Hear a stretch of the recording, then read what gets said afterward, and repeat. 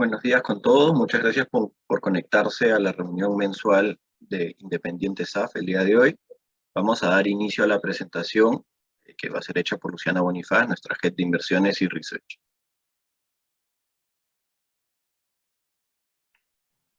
Hola, gracias Alon, ¿qué tal? Hola a todos. Bueno, vamos a tener una reunión mensual para explicarles básicamente un poquito de cómo se ha comportado el mercado, no solo en el mes, sino también en el año, para que el objetivo de esta reunión básicamente es ir pasito a pasito para explicarles qué es lo que está pasando en el mercado, ¿no? Ha sido un inicio de año bien turbulento para los que siguen el mercado, como parte natural del proceso de un mercado que refleja expectativas a futuro, pero la idea de esta presentación es entender bien el por qué, ¿no? ¿Por qué se ha movido así y por qué nuestra estrategia funciona como funciona? ¿No? Al final nuestro objetivo es ayudar a nuestros clientes a que estén tranquilos con sus inversiones y por eso es que invertimos como invertimos, ¿no? Entonces vamos a entrar un poquito al detalle de la presentación. Vamos a empezar por explicar el rendimiento de nuestros fondos mutuos en el mes, en el último mes que fue en abril, que fue el mes, digamos, más impactante, y en lo que va del año. De ahí vamos a explicarles un poco qué es lo que ha pasado en el mes, qué es lo que viene pasando en el año, por qué hay tanta incertidumbre, y de ahí les vamos a explicar cuáles son nuestras expectativas respecto a esta incertidumbre y por qué o cómo las vamos a manejar en función a nuestra estrategia, ¿no? Entonces, para empezar, bueno, como bien saben, nosotros tenemos 4 fondos mutuos, pero solo 2 de ellos están en fase operativa, y vamos a entrar al detalle de sus rendimientos. El Fondo Mutuo Independiente PMG, que es el fondo que tiene la combinación de acciones y bonos, que busca rendir en promedio entre 5 y 6% anual en dólares, viene cayéndose más o menos 5.82% en lo que va del año, y en el mes de abril particularmente se cayó 3.6%. ¿No? Esta caída del portafolio modelo GAMIC es la mayor caída mensual desde marzo del 2020, al igual que el mercado de acciones americano, que se cayó 8.8% en el mes, y es la mayor caída también mensual desde marzo del 2020. Bueno, solo para continuar, el Fondo Mutuo Independiente agresivo, este fondo solo invierte en acciones y definitivamente tiene una volatilidad mayor, un movimiento mayor, viene cayéndose 11% en lo que va del año. El mercado de acciones, para que tengan una referencia, viene cayéndose más o menos 13% en lo que va del año a cierre de abril, y en abril nomás se cayó 6.45%.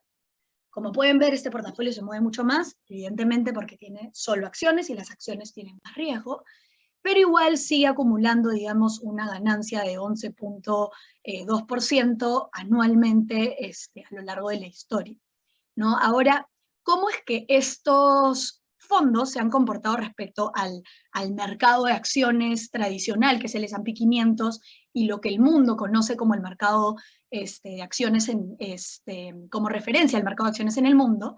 Nuestros fondos a cierre de abril, como les decía, el fondo mutuo PMG viene cayéndose casi 6% en lo que va del año en abril, y ya se ha logrado recuperar estos 4 primeros días del mes, y está acumulando una pérdida solo de menos 5.4%. Nuestro fondo agresivo se llegó a caer menos 11% hasta cierre de abril, ya con la recuperación de estos primeros 4 días del mes de mayo, está en 7.8 negativo, y el mercado de acciones del americano se llegó a caer hasta 13% a cierres de abril, y ha recuperado ahora hasta menos 9.4. Como pueden ver, nosotros mantenemos esta estrategia disciplinada, que para nosotros es muy importante porque es la manera de generarles la tranquilidad, de caernos menos y buscar recuperar más rápido, ¿no? Al final, toda rentabilidad tiene un riesgo, y este tipo de comportamientos donde hay incertidumbre son normales. Sabemos que generan preocupaciones, y por eso lo que nosotros buscamos es justamente caernos menos y recuperarnos lo más rápido posible.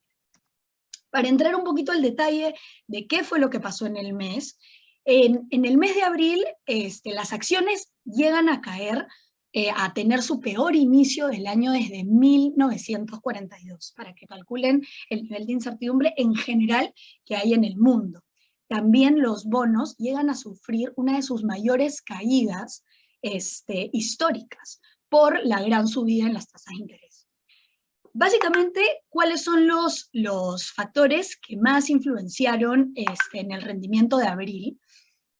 Primero es, a ver, esperen un rato porque creo que mi WhatsApp está haciendo sonido. Ya, a ver.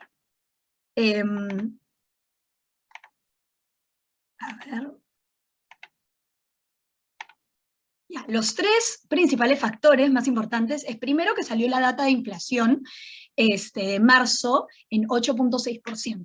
Siguió sorprendiendo al mercado por encima de lo que la gente esperaba, pero sí, y es el máximo de inflación sin duda en 40 años.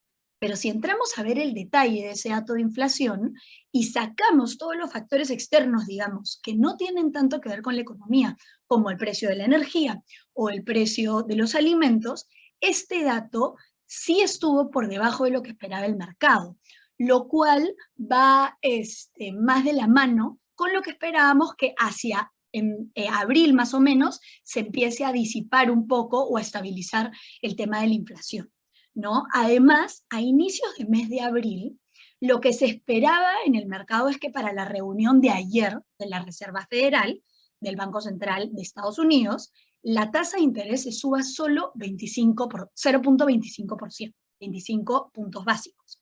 Pero al final, hacia mediados de mes de abril más o menos, la expectativa cambió y se empezó a esperar una subida de 0.5%, que es el doble y es una expectativa mucho más agresiva.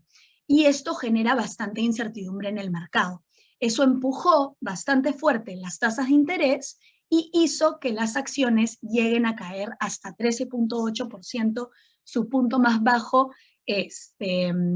desde inicio de año, ¿no? Además, el mercado de bonos también cayó fuertemente, cerca de los bonos de mejor calidad del mundo, cerca igual de 6% en el mes, que es una caída bastante importante. Ahora, esto no es algo que está pasando solo este mes, es una incertidumbre que venimos teniendo todos los inversionistas y que viene pasando en el mercado a lo largo del año. Ya tenemos 4 meses en esta incertidumbre. Entonces la pregunta es, ¿qué está generando esta incertidumbre? Y lo que está generando esta incertidumbre es una combinación de ciertos factores económicos y de mercado. Pero para entender bien qué es lo que está pasando, vamos a ir un pasito para atrás y entender un poco el contexto.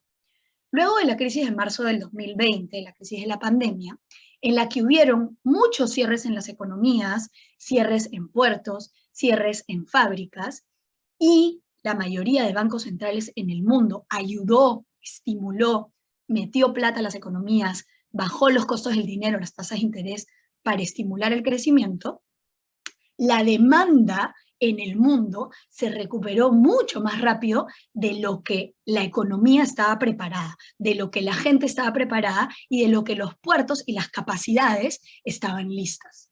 Entonces, se generó este exceso de demanda y esta escasez en la oferta, que es lo que hemos ido viendo hacia fines del año pasado, que ha generado bastantes presiones en los precios. Cuando hay un exceso de demanda y una escasez de oferta, los precios en las economías tienden a subir.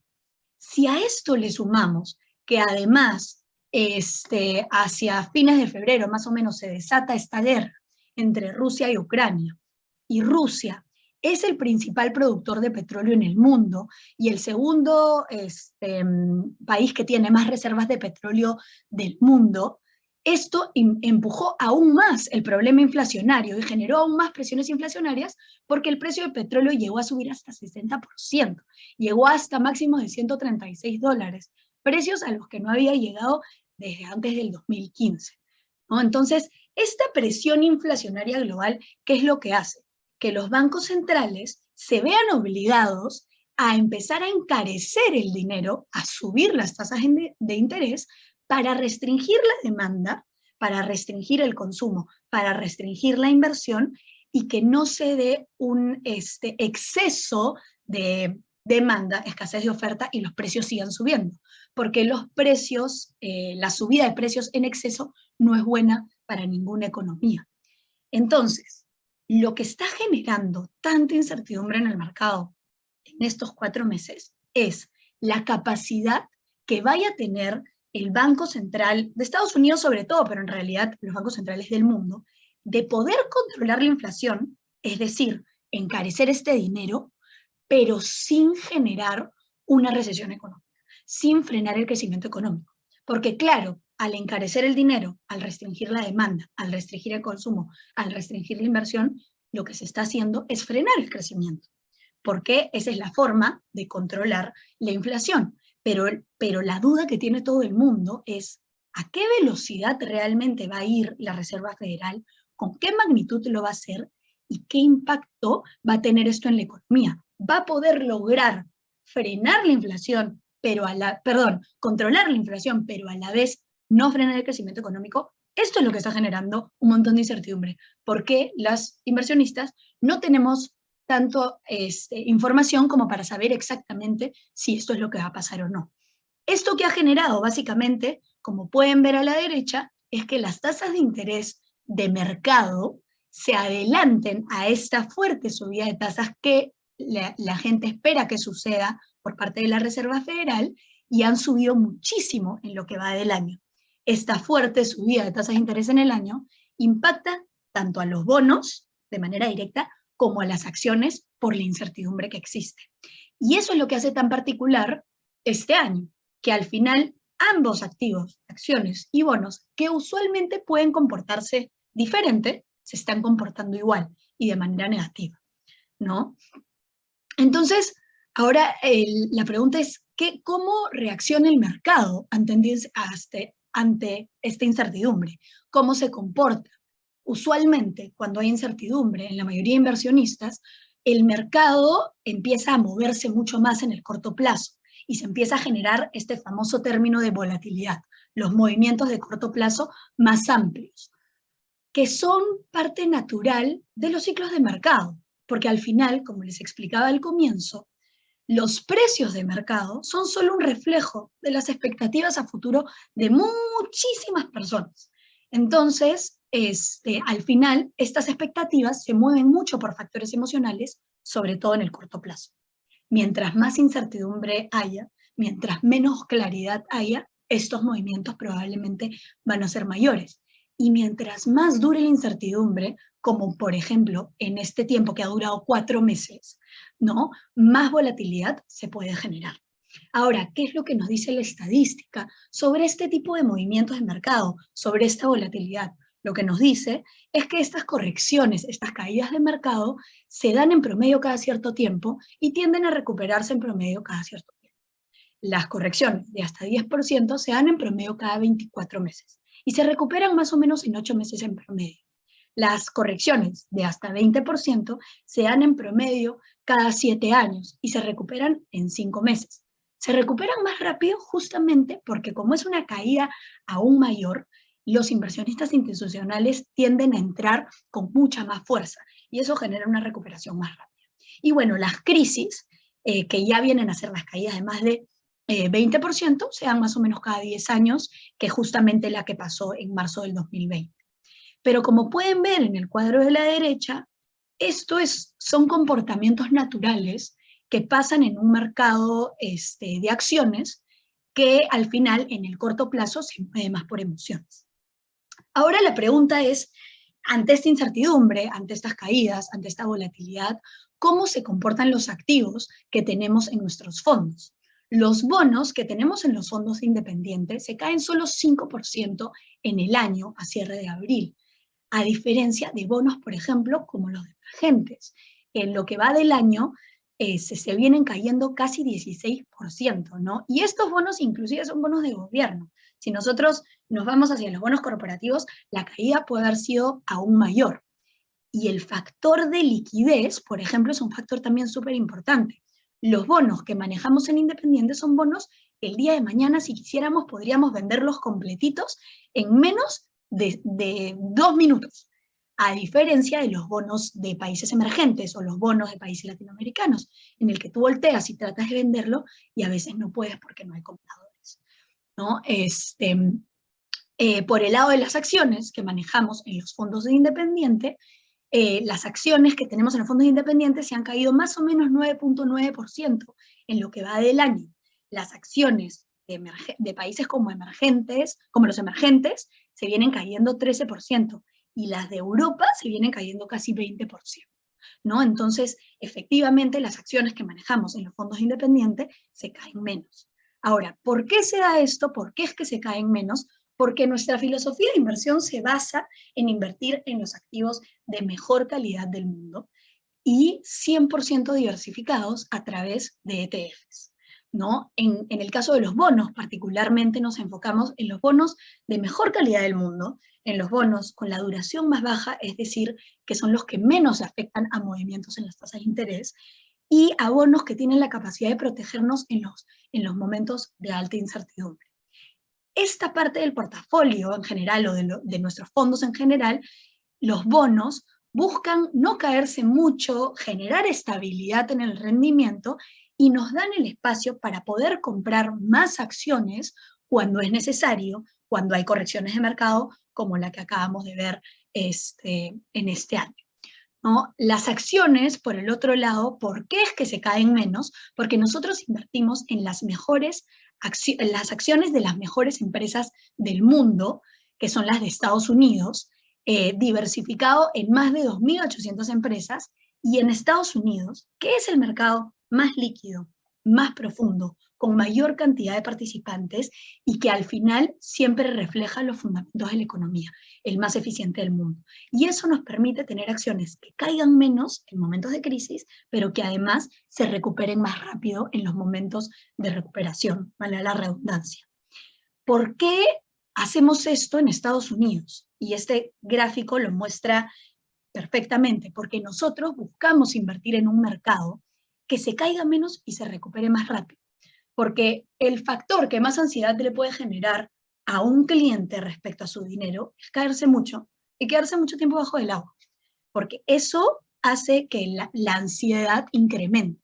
Para nosotros es muy importante tratar de generarle esa tranquilidad y por eso invertimos en un mercado como el de Estados Unidos, que como pueden ver en el gráfico, en la crisis de marzo del 2020, se cae menos y además logra recuperarse en 97 días. A diferencia de, por ejemplo, el mercado de Europa, que no se recupera hasta los 277 días, y el mercado latinoamericano, que recién se ha recuperado este año, igual ya se cayó, ¿no? Además, el mercado de Estados Unidos no solo se cae menos y se recupera más rápido, sino que a la larga también rinde más, porque realmente refleja el fundamento de las economías. Como pueden ver en este gráfico, el mercado de Estados Unidos en los últimos 15 años ha rendido casi 300%, versus Latinoamérica, que ha rendido 17% en 15 años, y Europa, que ha rendido 16% en 15 años. Y 17% es poquitísimo. El año pasado nomás, el mercado de Estados Unidos rindió más de 20%, solo en un año, ¿no? Y encima, desde enero, Estados Unidos solo se ha caído 13% más o menos, versus Europa, que se ha caído 20%, y bueno, Latinoamérica sí ha logrado recuperar, sin duda, porque no había recuperado todavía de la crisis del 2020. Pero al final, a la larga, esa es la estrategia, invertir en un mercado que no solo se caiga menos, que recupere más rápido, pero que además en el largo plazo rinda más. Ahora la pregunta es, ¿cuáles son nuestras expectativas? ¿Qué es lo que nosotros esperamos respecto a esta duda que todo el mundo tiene, que es, ¿la Reserva Federal realmente va a poder controlar la inflación sin frenar el crecimiento? Y lo primero es, en términos de mercado, lo que nosotros vemos es que las tasas de interés de mercado ya deberían de estabilizarse, porque ahorita las tasas de interés de mercado ya subieron, como vieron en el primer gráfico que mostré, ya subieron y ya están considerando que van a haber cierto número de subidas de tasas de interés de la Reserva Federal que van a llevar a esa tasa entre 2 y 2.5. Hoy en día está entre 0.75 y 1.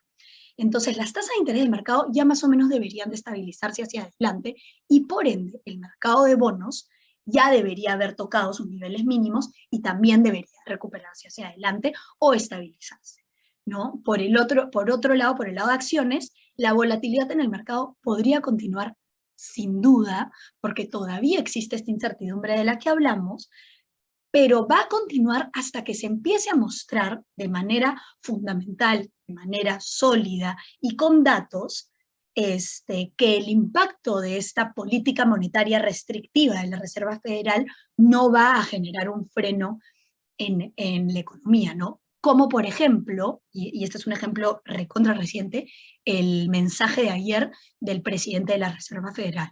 No sé si algunos lo han visto o no, pero ayer el presidente de la Reserva Federal sube las tasas efectivamente 0,50%, el doble de lo que normalmente se sube y el máximo de subida desde los años 2000, y el mensaje fue la estamos subiendo 0,5%, pero porque la economía está sólida, porque la economía está lista para esta subida, porque la economía puede aguantar esta subida. Y eso se reflejó directamente en cómo se recuperó el mercado ayer, que empezó el día estando inclusive por debajo, llegó hasta estar como 0,8% por debajo y terminó cerrando el día 3% arriba, ¿no? Ahora, ¿qué esperamos en términos fundamentales? Esta gran duda que todos tenemos respecto a estas subidas en las tasas de interés, a esta restricción en la política monetaria, para nosotros no debería de preocupar. Básicamente por dos factores. Uno, por la experiencia que tiene la Reserva Federal para hacer este manejo de subidas de tasas acompañado de un buen crecimiento económico. La Reserva Federal tiene más de 100 años de experiencia y tiene más de 15 crisis encima, ¿no? Entonces, sin duda, creemos que la credibilidad, sobre todo con el mensaje de ayer del presidente, la credibilidad de la Reserva Federal para poder manejar esta subida sin afectar el crecimiento económico es bastante buena. Y además la segunda razón, que es la más importante, es que la economía de Estados Unidos se encuentra sólida. ¿Por qué digo que se encuentra sólida la economía de Estados Unidos? Porque está en una situación de pleno empleo. La tasa de desempleo de Estados Unidos está en 3,6%, inclusive con la tasa de participación laboral creciendo. Hay demasiados puestos de trabajo y no hay suficiente gente para abastecer los puestos de trabajo. Ayer específicamente el presidente de la Reserva Federal lo dijo. No podemos esperar que se venga una crisis económica en una economía en la que hay demasiado trabajo, ¿no? No hay un problema de que no hay trabajo, no, hay demasiado trabajo, ¿no? Otra razón es porque la situación de las familias y de las empresas en términos de endeudamiento hoy es bastante sana. Luego de la crisis del 2020 y con toda la ayuda que se dio en términos de liquidez a las familias y a las empresas, el nivel de endeudamiento de las familias logró ahorita estar en 77 puntos por ciento del PBI, que es el mínimo histórico, y las empresas tener un nivel de endeudamiento de solo 20% de los activos, que también es el mínimo histórico. Y esto al final, ¿qué nos dice? Que las familias y las empresas están en una situación sana para poder recibir un incremento en las tasas de interés sin que eso implique un problema de poder pagar sus deudas, ¿no? Además, también las empresas están reportando crecimiento en utilidades y en ventas en el primer trimestre del año, inclusive por encima de las expectativas del mercado, inclusive después de haber tenido un año como el 2021, en el que los crecimientos fueron muy por encima del promedio histórico, ¿no? Todavía siguen sorprendiendo con crecimiento de utilidades de 7,1% versus lo que se esperaba, que era 4,7%, y un crecimiento en ventas de 12,2% versus lo que se esperaba, que es 10,1%. Y además, la última razón es porque la demanda real sigue creciendo. El crecimiento del consumo personal en el primer trimestre y el crecimiento de la inversión privada en el primer trimestre del año, en términos reales, ha seguido creciendo a tasas de por encima 2%, a pesar de tener la inflación en 8,6%. Esto es súper importante porque esto te está diciendo de que todavía la economía está avanzando a pesar de tener los niveles de precio en donde están, ¿no? Entonces, Sí, sin duda, lo que se viene hacia adelante es una subida en las tasas de interés, pero va a ser una subida de las tasas de interés gradual, porque confiamos en la credibilidad y en la experiencia de la Reserva Federal, pero además que va a ir acompañando el crecimiento económico y que es lo correcto, digamos, es lo sano para una economía tener tasas de interés más altas para el nivel de crecimiento que tiene. Y es sano para una economía empezar a crecer a ritmos un poco menores cuando viene ya además de un año de crecer a ritmos mucho más acelerados de lo que debería, ¿no? Entonces, ahora, ¿cuál es la estrategia? ¿Qué es lo que nosotros recomendamos para escenarios como estos? ¿Y qué es lo que nosotros hacemos con nuestros fondos mutuos? Básicamente es mantener nuestra disciplina. ¿Cuál es la disciplina? La estrategia de largo plazo, como siempre, es invertir en un portafolio conservador y diversificado en las mejores empresas de Estados Unidos a través de los instrumentos de inversión más líquidos y más eficientes del mundo, que son los ETFs. Esta estrategia lo que nos permite es caernos menos y recuperarnos más rápido, pero además también nos permite estar listos para tener una estrategia de corto plazo con mucha disciplina y comprar acciones cada vez que hay correcciones, como se hizo en enero. En enero el mercado llegó a corregir 10% y nosotros compramos en ambos fondos mutuos que tenemos 5% adicional de acciones. Si la volatilidad continúa y el mercado llega a corregir 20%, estaremos listos porque nos hemos caído menos para poder comprar 5% más y en el momento que regrese poder recuperarnos más rápido, capturar un mayor rendimiento. Esa es la estrategia que al final no solo nos permite caernos menos y recuperar más rápido, sino que a la vez ustedes como clientes no se sientan intranquilos, no vendan y a la larga rindan más. Eso es un poco la explicación de hoy día, de la reunión mensual. Si tienen dudas, pueden prender el micrófono, hacer la pregunta, escribir por el chat, escribirnos por interno, como quieran, pero por favor, estamos acá para responder absolutamente todas las dudas que tengan en la cabeza. Muchas gracias.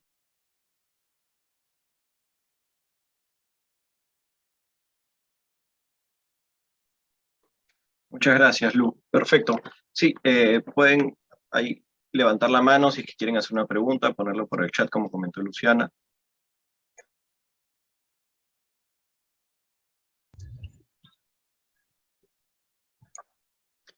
Luciana, a mí me quedaba una consulta, no sé si nos puedes comentar cuáles son los montos de inversión y las rentabilidades esperadas de los fondos, creo que ya lo comentaste, y si se paga dividendos, no se paga dividendos. Sí, de hecho, esa noticia, eso es súper bueno porque justo acabamos de hacer el cambio del monto mínimo. El monto mínimo era $1.000 antes. A partir del 13 de mayo, el monto mínimo de inversión en ambos fondos mutuos va a ser de $500. Y de hecho, para nuestros otros fondos mutuos que están en preparativa también. Entonces va a ser un poquito más accesible para todo el mundo, esa es la idea. Y el objetivo del fondo, que es el portafolio modelo GAMNI, que tiene la combinación de acciones y bonos, es más o menos rendir entre 5 y 6% anual en dólares, neto de comisiones. Y el fondo mutuo agresivo, que es el que solo tiene acciones, más o menos rendir entre 10 y 12% anual en dólares neto de comisiones. ¿Qué es lo que viene rindiendo? Por más de que haya habido una caída este año, yo sé que genera intranquilidad, que puede asustar, que puede generar ansiedad, es totalmente normal, pero es parte normal del comportamiento de mercado, parte normal de generar rentabilidad. Para generarte rentabilidad tienes que asumir algún riesgo. Lo que nosotros buscamos como independiente es que ese riesgo que ustedes asuman sea el mínimo posible y que ustedes no se sientan intranquilos con la inversión que están haciendo. Muchas gracias. No sé si alguien tiene alguna pregunta, quisiera levantar la mano. También pueden escribirla por el chat si Por quieren. el chat también.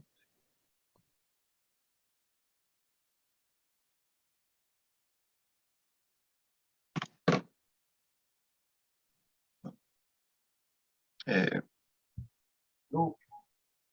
eh, Me pareció Luis, señor Luis Pérez, que había levantado la mano, si quería hacer alguna pregunta.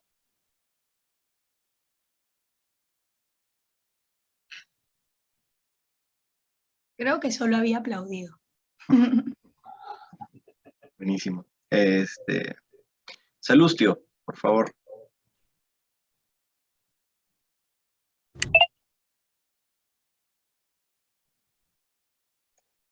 Salustio, ya estás con... Que no es tanto de independiente, pero... ¿Me escuchas? Sí.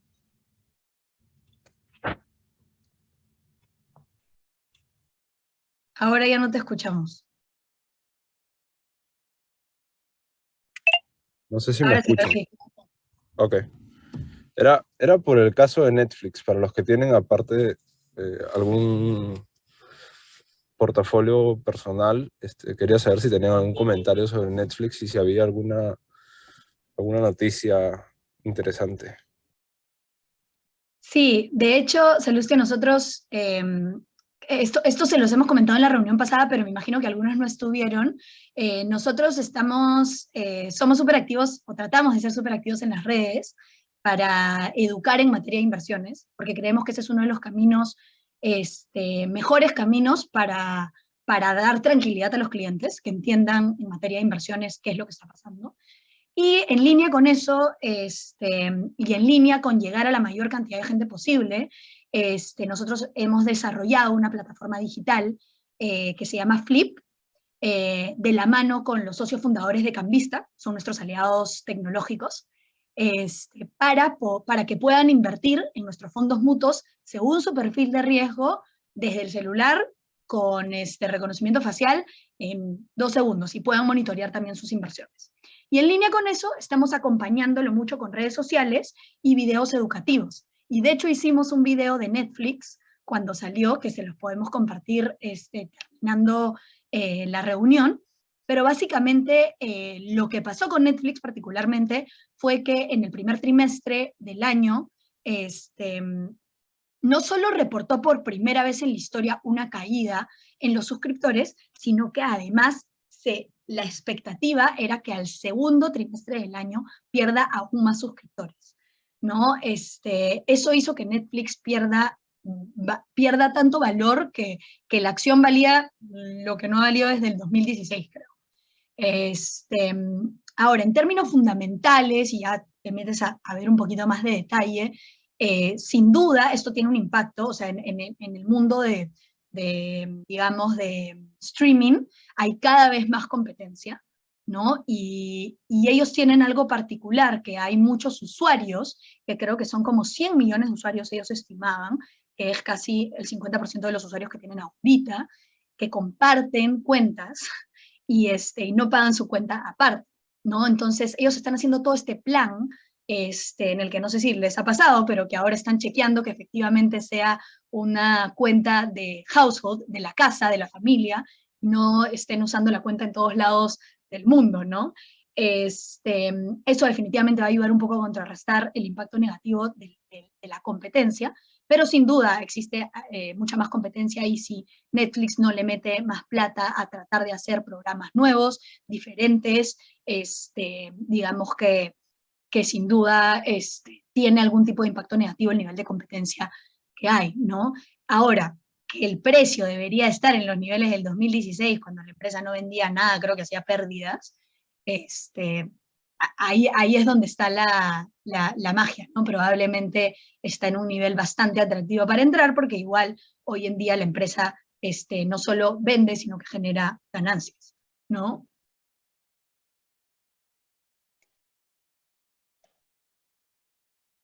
Muchas gracias, Lu. Lu, en el chat nos dejan algunas consultas. Una es sobre lo que acabas de mencionar de la inversión mínima, cuál sería la inversión mínima, y en cuánto tiempo es el retorno, el tiempo esperado para el retorno del fondo. Ya, eso depende un poco de cuál de los dos fondos estemos hablando. Pero sí, y esta estadística es buenaza porque si es que nosotros tiramos la data del portafolio modelo GAMNIC para atrás, de los últimos 13 años que nosotros tenemos historia de este portafolio, de esta estrategia, en 3 años, o sea, en 3 años no hay forma que no veas un rendimiento promedio de 5 o 6%, ¿no? Entonces, si ustedes nos preguntan qué recomendamos, en 3 años de todas maneras vas a ver tu rendimiento promedio. Y no pasa 1 año y medio en la historia para que ya veas el rendimiento positivo, ¿no? Así hayas entrado en el peor momento y te hayas caído al comienzo, por ejemplo, imaginemos que entraron a inicios de este año, probablemente en un año y medio el rendimiento va a ser positivo. Eso es lo que nos dice la historia, ¿no? Para un portafolio balanceado que tiene algo de acciones, que tiene algo de bonos, digamos que 3 años es un tiempo considerable o que recomendamos para que vean ese rendimiento promedio. A veces puede ser mejor, ¿no? En el corto plazo a veces puede ser peor, como ahorita, pero eso es. Y en el fondo de acciones podría ser un poco más, ¿no? Pero probablemente más alrededor de 3, 5 años. ¿Por qué? Porque el fondo agresivo tiene solo acciones y las acciones se mueven mucho más, ¿no? Entonces, en un año bueno te pueden rendir cerca de 30%, como el año pasado, pero en un año malo, como ahorita, se están cayendo 11%. ¿No? Entonces, sin duda, para ver ya ese rendimiento promedio de 11, más de 3 años debería de ser, ¿no?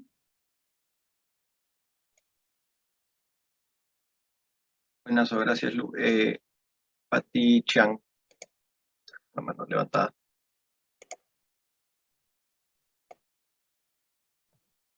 Hola, ¿qué tal? ¿Cómo están? Buenos días. Luciana, entonces un poco de acuerdo a lo que acabas de decir, ¿no? Que el fondo, digamos, el agresivo, ¿no? Va a tardar más digamos, en recuperar, ¿no? Hay que tener ahí temple, hay que tener, ¿no? Tranquilidad. En este momento ustedes dirían, si alguien quisiera entrar, ¿no? Si nosotros le recomendáramos a alguien, ¿qué porcentaje, por ejemplo, digamos, de sus inversiones, de lo que quiera invertir, debería estar en fondo mutuo, el independiente, el que ustedes manejan, el PMG, ¿no? Contra el agresivo, es un 60-40, es un 50-50. Sé que parte de la respuesta seguro es de acuerdo al perfil, ¿no? Pero en realidad, sí, no sé si hay alguna recomendación en ese sentido en este momento actual, ¿no? Y de cara a lo que tú has comentado. Esa era una pregunta. Y la segunda pregunta, que si bien no tiene que ver con los fondos mutuos que ustedes manejan, creo que es algo que a todos nos va a interesar, ¿no? Y es que seguro la mayoría de acá tenemos AFP, ¿no?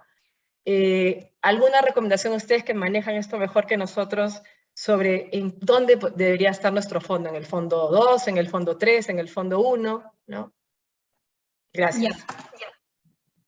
Buenas, voy primero por la primera. Sin duda es tal cual como dices, depende mucho del perfil de la persona. Nosotros, o sea, a ver, existe una regla tradicional en el mundo de inversiones que no siempre se cumple, pero es una regla que funciona para muchos casos, que es 100 menos tu edad, ¿no? Entonces, por ejemplo, yo tengo 28 años y 100 menos mi edad es 72, entonces yo debería de tener en mi portafolio 72% de acciones y 28% de bonos, ¿no? Digamos que es un porcentaje, una idea o una regla que nos ayuda mucho a tener una referencia, pero esa regla se concentra solo en la parte de la edad, ¿ya? Y la verdad es que a algún punto muy importante cuando tú evalúas qué tanto riesgo estás dispuesto a asumir, no es solo la edad, también hay un tema de conocimiento en materia de inversiones, de saber al riesgo al que te estás exponiendo. Yo puedo tener 28 años y puede decir la regla de la edad de que debería tener 72% de acciones, pero ¿qué pasa si yo fuera una doctora? No supiera nada de inversiones, ¿no? Y soy doctora y nunca en mi vida he visto el mercado, no sé nada de economía, no entiendo lo de las tasas de interés y no entiendo la política monetaria, ¿no? No sé si yo estoy en la capacidad, digamos, de poder asumir la volatilidad, el movimiento que implica estar en tanto acciones, porque no entiendo el riesgo al que me estoy exponiendo. Uno de los puntos más importantes cuando uno toma la decisión de invertir es saber que tiene que entender al riesgo al que se expone. Entonces, esta regla del 100 menos la edad funciona sí, pero para muchos casos tampoco. Entonces, es importante que cada uno entienda, sepa qué tanto sabe de este tema y qué tanto riesgo realmente está dispuesto a tomar, ¿no? Porque de repente, tengo 28 años, soy doctora, no sé nada de inversiones, y yo prefiero tener solo 28% de acciones, ¿no? Entonces, es un poco, digamos, más alineado a eso, a una combinación entre edad y conocimiento de inversiones. Ya, un punto importante es que el portafolio modelo AMNIC ya tiene una parte de acciones, 35% de acciones. Entonces hay que considerar eso en el porcentaje que le asignas al agresivo. Pero otro punto importante que también mencionaste es el contexto. Estamos en un contexto en el cual las acciones se han caído bastante en el año, en los bonos también, ¿no? Todo ha corregido.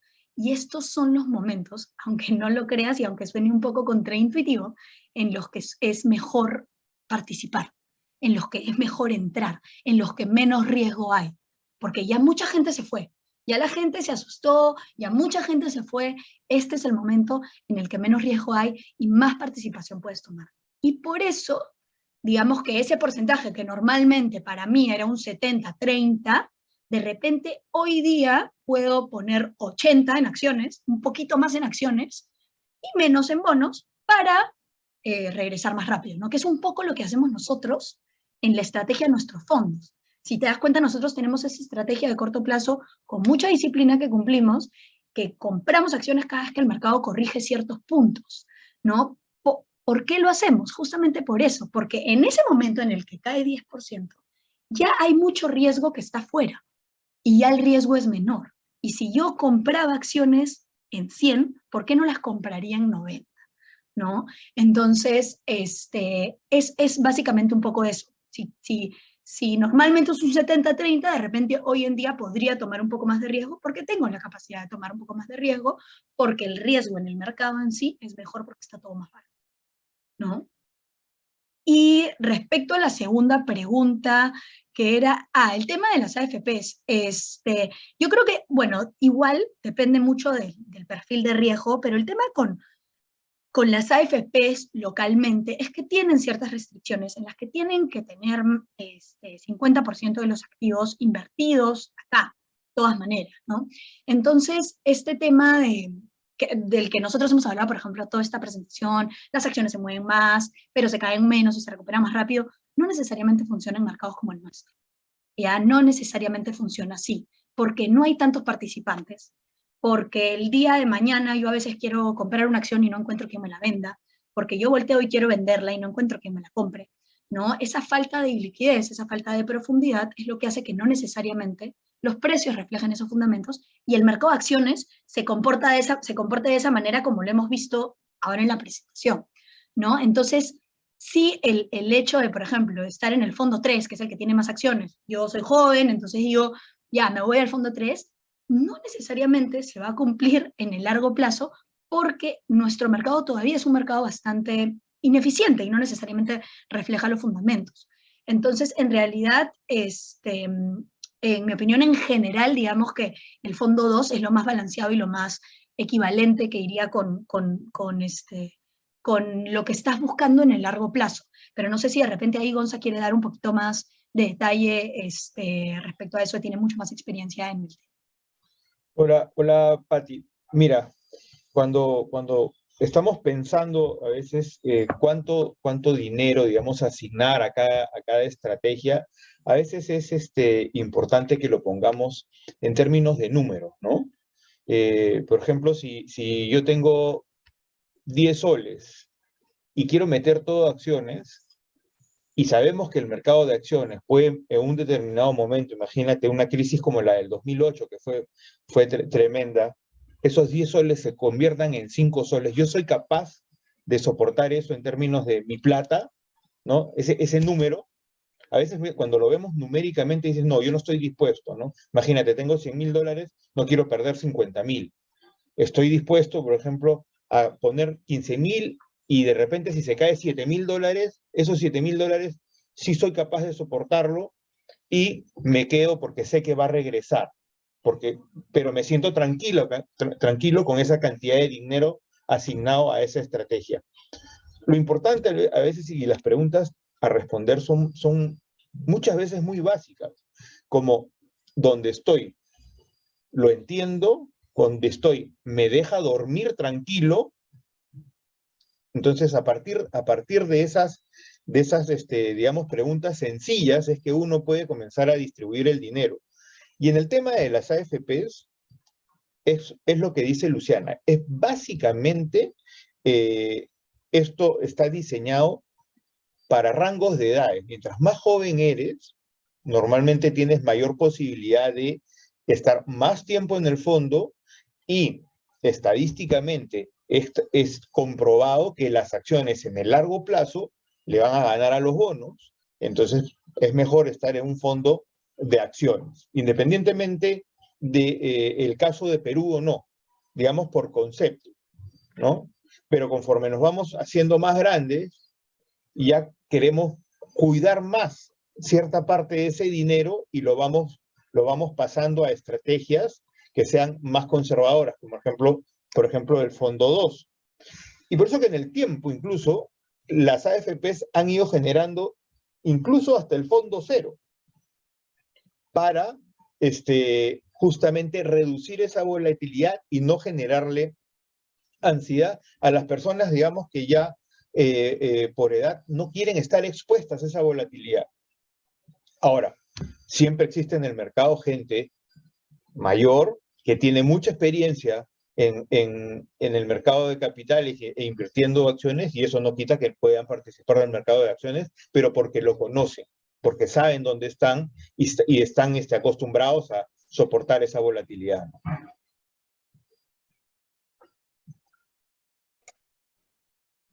Buenísimo, muchas gracias, Lu, muchas gracias, Gonza. Tenemos un par de preguntas más por el chat. Una es, si es que consideramos que el incremento de 3% del día de ayer es una señal de que el mercado comenzará a recuperarse.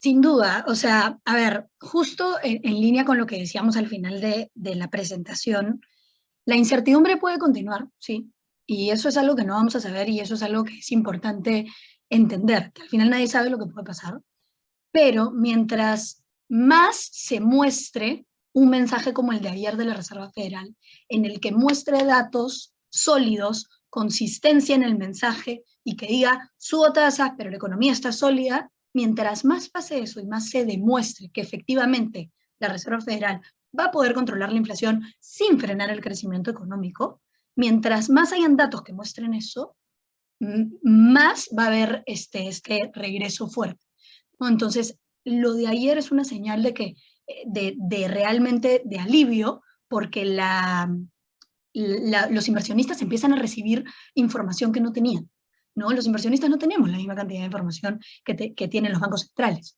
Y sale el presidente del Banco Central y te dice, tranqui, está todo bien, económicamente está bien, mira la información, mira los datos. Por eso subo la tasa 50 básicos y no 25. Ese tipo de mensajes, ese tipo de claridad, ese tipo de data son las que van a hacer que el mercado regrese. Buenas, gracias, Lu. Hay una última pregunta en el chat, si existe o cuál es la diferencia entre flip e independiente, si son lo mismo o qué es. Es Ya. exactamente lo mismo. Dale, Luciano. Es exactamente, no sabía si ibas a hablar tú o yo. Dale. Es exactamente lo mismo. Flip es solo un canal de distribución, ¿no? Pero son los fondos mutuos de Independiente, este fondo mutuo PMG, este fondo mutuo agresivo, ese conservador que por ahí está en preoperativo, es exactamente lo mismo, solo que esta plataforma lo que nos permite es distribuirlo de manera digital, ¿no? Básicamente es eso. Y que todos ustedes, clientes, puedan monitorear sus inversiones todos los días. Puedan ir viendo lo que tienen, lo que no. Los que no quieren ver todos los días no lo miren, no abran, pero pueden monitorear. Pueden suscribir extra, pueden retirar, todo a través de esa plataforma. El proceso se hace todo mucho más sencillo, pero al final es lo mismo. Flip es simplemente el canal para poder hacerlo. Y Flip es como la nueva, digamos, marca, un poco más dirigido a educar en materia de inversiones, también a través de las redes sociales, ¿no? Pero es exactamente lo mismo. Gracias. No sé si alguien tuviera alguna pregunta, que levanta la mano, hágala por el chat. Daniel Rey, por favor. Hola a todos, ¿qué tal? Lu, una pregunta. Yo quería saber a lo largo de este año que ha ido bajando, bueno, los dos fondos en realidad, y en base a la estrategia que tienen de comprar un porcentaje para poder recuperar más rápido, a lo largo de este año, ¿esa estrategia se ha mantenido? ¿Cómo la han hecho? No sé si en algunos meses ya lo han puesto en práctica. Eso por un lado, y lo otro quería saber si Flip yo voy a poder ver mis inversiones, o sea, voy a poder desde ahí ya ver la gestión que ya tengo hoy en día con ustedes y poder también ahí comprar más, ¿así? Esa Sí, opción. exacto. Todos los que ya son clientes, nosotros les vamos a enviar un correo de comunicación apenas esté activo, para que tengan en cuenta y tengan la primicia. Flip va a ser lanzado el 16 de mayo, esa es la fecha de lanzamiento. Les vamos a mandar ahí un correíto de acceso, tienen que cambiar ustedes su clave y su usuario, y con eso van a poder monitorear sus inversiones y luego hacer suscripciones adicionales, rescates, todo desde ahí. Ya no van a tener que estar escribiéndonos a nosotros, ya no vas a tener que estar molestando a Alberto, Pepo. Vas a poder hacerlo tú solo. Eso es lo bueno. Respecto a tu otra pregunta, efectivamente, nosotros tenemos esa estrategia, ¿ya? Y de hecho, buenas a tu pregunta, porque nosotros tenemos esa estrategia de comprar cada vez que el mercado cae, desde su punto más bajo, 10%, 20% y 30%. ¿Ya? ¿Por qué tenemos esos números como, digamos, señales de compra? Porque esos números en el mundo de inversiones son los momentos en los cuales se activan alertas para muchos inversionistas grandes, institucionales, para comprar.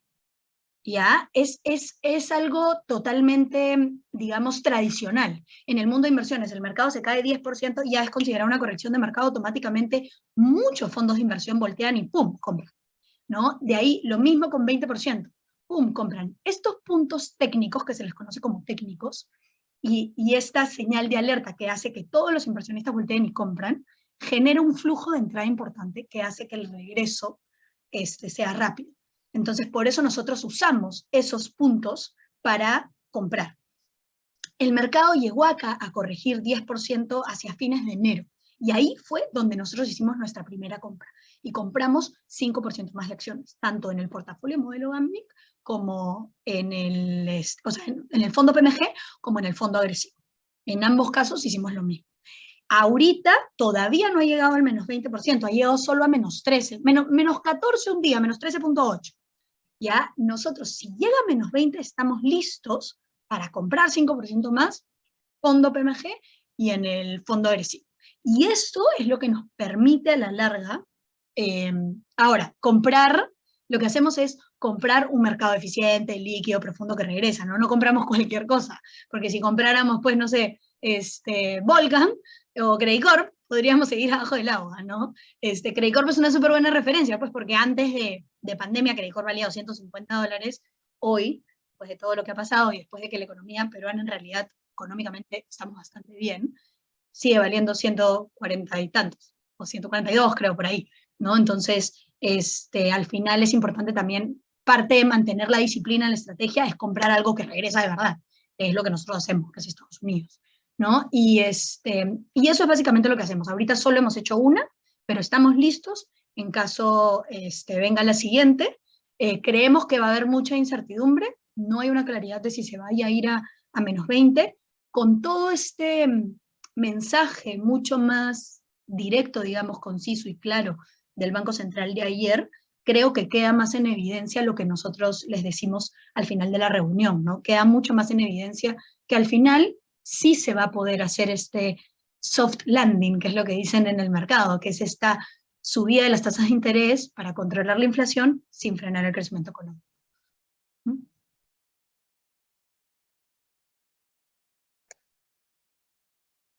Buenas, gracias, Lu. Si alguien tuviera alguna pregunta adicional, para... Daniel tiene otra, me parece. No, está aplaudiendo. Ya, buenísimo. Si nadie tuviera ninguna pregunta adicional, nada más recordarles que para entrar en contacto con nosotros puede ser a través de Alberto Santillana, en los correos que aparecen en la presentación, o a través de cualquiera de nuestros referenciadores. Trabajamos con un equipo de referenciadores, lo cual pueden entrar en contacto con ellos, o a cualquiera de los correos de acá, en verdad, desde Ignacio hasta Nico Morín, pueden escribirnos a cualquiera y encantados de atenderlos. Ahí están un poco los contactos, y no sé si es que, si es que tienen todavía alguna duda, nosotros felices de seguir acá, o sea, de verdad, para resolver todas las dudas que tengan. Sí, no hay apuro, podemos responder alguna pregunta más si así lo desean. Es justamente el objetivo de estas reuniones.